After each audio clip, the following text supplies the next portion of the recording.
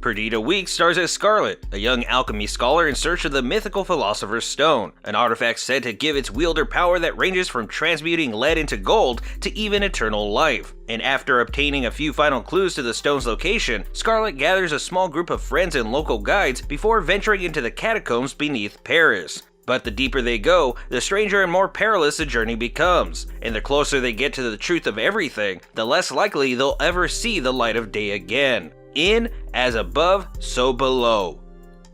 Greetings, Cinemaniacs. I'm Cinematico Magnifico of AmoralCrackpot.com, and welcome to the Nightly Chill.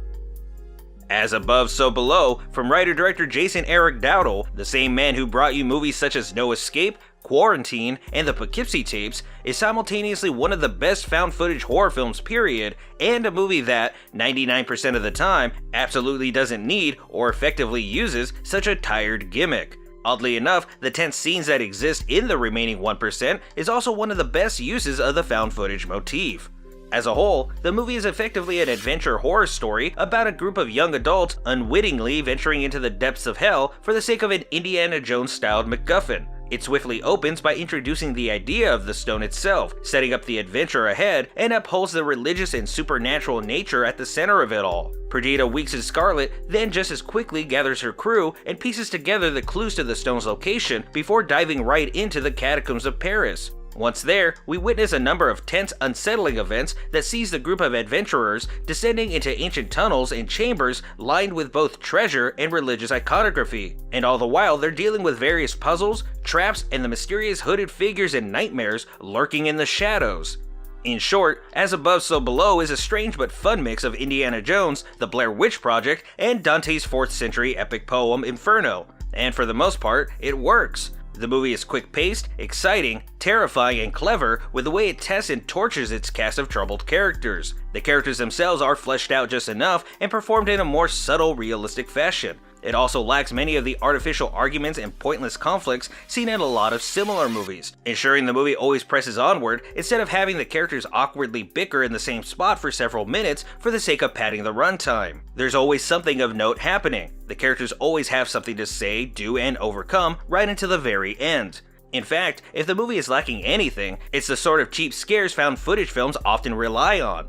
I can't recall a time when something frightening appears or happens off screen only for it to never be properly shown to us. Rarely does the film feel like a first-person run-through of a haunted house, nor does it attempt to make you question whether what you're seeing on screen is supposed to be real or the panicked misinterpretation of its characters. There are still plenty of scares to be had, both fun and intense, but they're organic and fully presented. Unfortunately, as with nearly every found-footage horror film after the Blair Witch Project, As Above, So Below lazily rationalizes its own motif. In the context of the film itself, there's no real reason why the characters are filming themselves, especially given the amount of criminal activities they're admittedly engaging in during the film, from defacing historical sites to trespassing. It might make sense for characters in such a situation to take photos of their adventures and findings, maybe even a few brief video clips. In fact, there's only one shot very early on in the movie in which Scarlet properly introduces herself that even remotely resembles a documentary. Every scene before and after this is little more than shaky camera footage quickly spliced together, and unlike movies like The Blair Witch, why and how all this footage is recovered and edited together after the events of the film isn't explained. The movie literally just walks away from the whole idea by the end of it. If Dowdle made the conscious decision to use this particular framing device, for as dated and tired as the gimmick might be after nearly 20 years, then there should have been some real effort to do something of note with it. The shaky camera look is fine, as it gives the film a more grounded, realistic feel, but Dowdle actively ignores it for most of the film. At times, especially towards the end as things are getting a lot more frantic, the found footage approach actually slows things down and makes things incredibly hard to follow. In fact, there are a few shots wholly ruined because it's little more than the camera wildly flailing about rather than focusing on anything at all.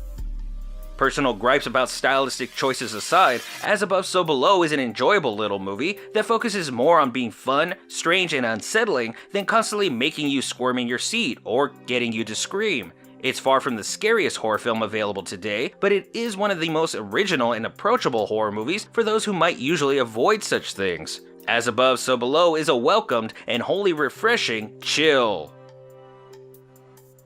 That's going to do it for this episode of the Nightly Chill. As always, this show is brought to you in part by our fans. If you enjoyed the show, please be sure to subscribe, like, follow, and share. And if you'd like to find even more reviews, or perhaps learn how to support the show, please visit amoralcrackpot.com. Finally, The Nightly Chill is written, voiced, and produced by me, Steve TLVSoE. Agree or disagree with today's review? Let me know however you can. But until next time, y'all need to make like a tree and get out of here.